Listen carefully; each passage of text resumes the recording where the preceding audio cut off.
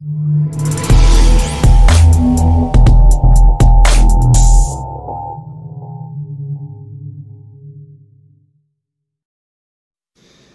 and assalamu alaikum. This is your brother Malcolm Flex TV, just doing another video response to those who asked the question, why isn't the minister dead yet?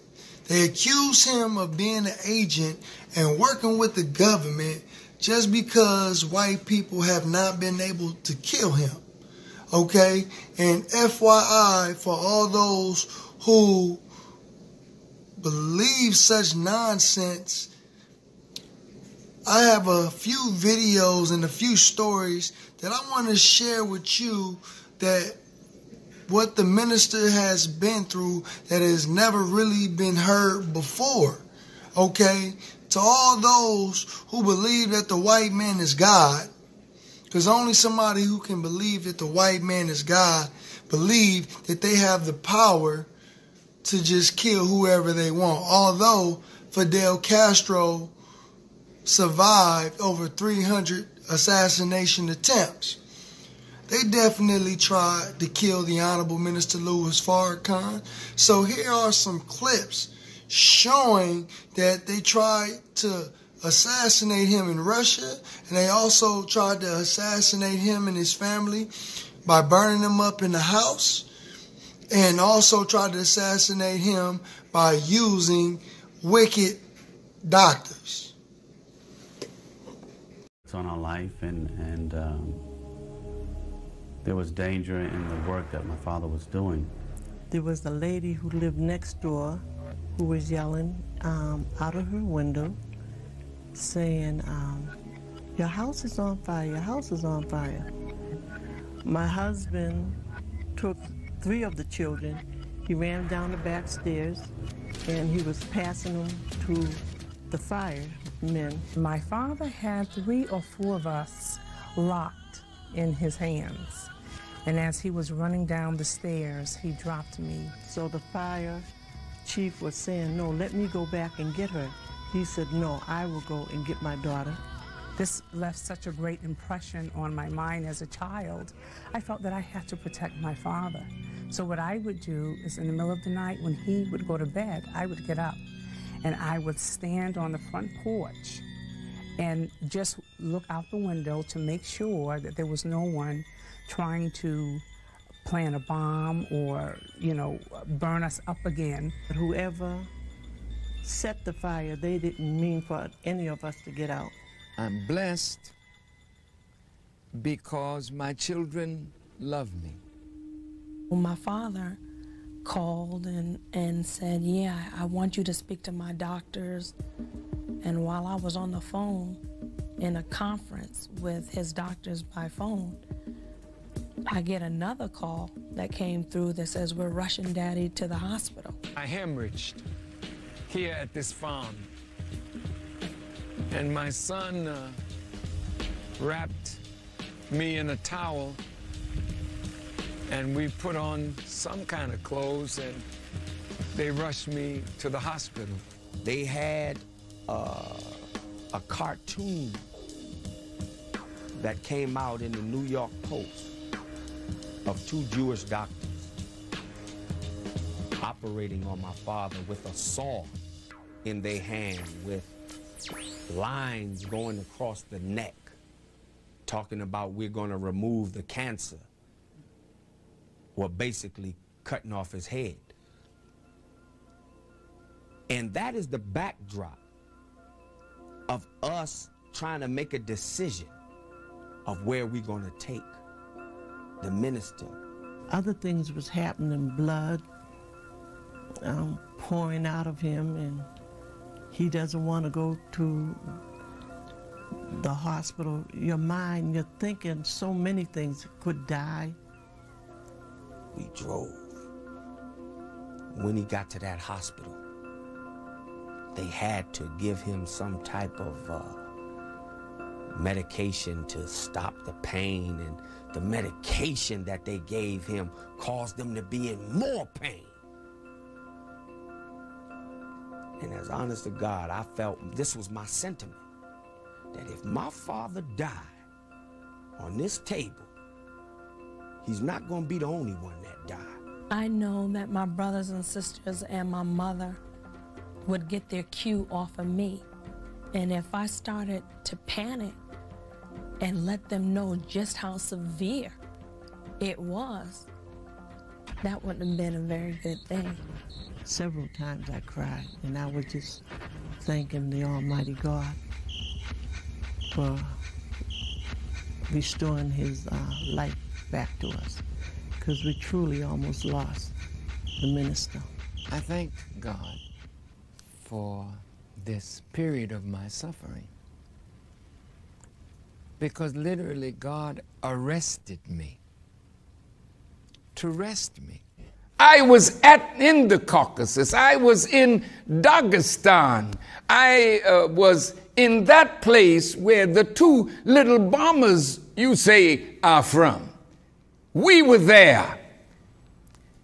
And the Russians who were over Dagestan, we were invited by a member of the Russian Duma, or their Congress, who was from Dagestan. He invited us to Russia.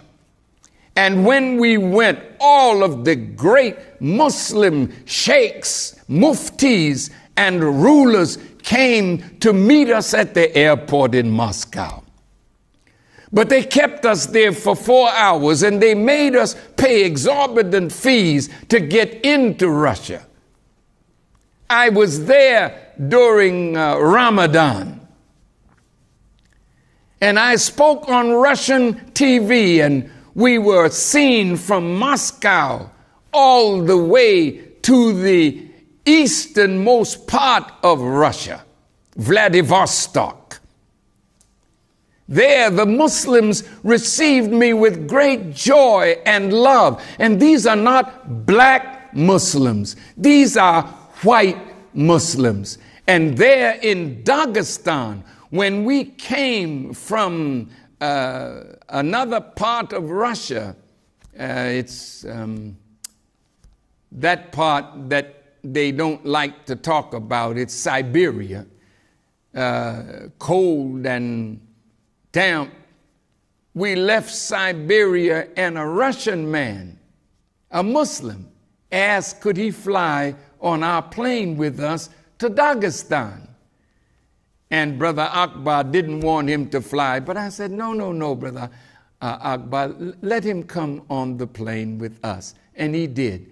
And while we were coming in the dead of the night to Makhachkala, the capital of Dagestan, near the Caucasus Mountain, the man in the tower said nobody in the tower spoke English. He gave us the wrong coordinates to land our plane. And I and my wife were sleeping in our little bed in our quarters, and we were almost thrown out of our bed because the plane was running into the mountain, and it swerved at the last minute. And since they said nobody in the tower spoke English, the man that came at the last minute to ask me could he come on our plane, a Russian white Muslim, he really was an angel. They took him up in the cockpit, and he spoke to the tower in Russian, and then they spoke English. And they gave our pilot still the wrong coordinates. Russia tried to kill Farrakhan and his whole party. But there is no God but Allah. You plan your evil, but God has always been there against your plans against me and the nation of Islam. My white Muslim brothers took their cars and shined their lights on the runway because they didn't even put on the lights. So the plane landed in the darkness safely. And my Russian Muslim brothers, white as white could be, with submachine guns, came out to offer security for us. Yes, they had a parade for me in Makhachkala in Dagestan. We went through the streets of Dagestan, of Makhachkala, to the honor and praise of the people. We taught in the mosque, the great mosque in Makhachkala. And we had a nice hotel, but on the day when it was time for us to leave, we went to the governor of Dagestan to ask if my visa could be extended. And Russia told them, no, you will not extend their visa. And guess what? The army of Russia surrounded my hotel. We were supposed to go to Chechnya, to Grozny, the capital of Chechnya, where the Muslims had planned a parade in our honor. And my host said, Farrakhan, if you want to go, we will fight the Russian troops. And I said, oh, brother, Grozny is not going anywhere. Chechnya is not going anywhere. So to lose one life over a visit of mine is not worthy of that.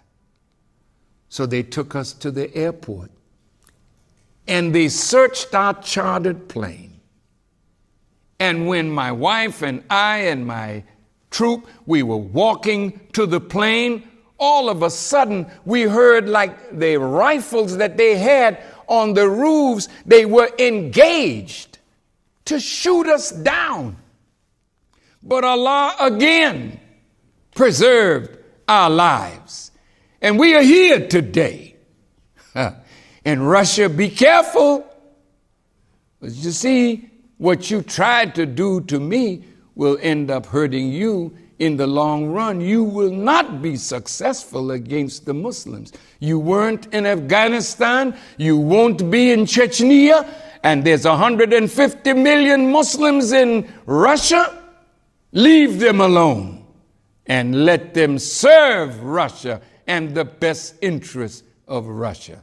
So in the closing moments of this broadcast, it's going to take me 2 or 3, to get this subject over. Will the real anti-Semite please stand up? So this is your brother, Malcolm Flex TV. If this is your first time to my channel, please press that like button and that subscribe button and share these videos and pass on these beautiful messages from our dear beloved, the Honorable Minister Louis Farrakhan. Peace.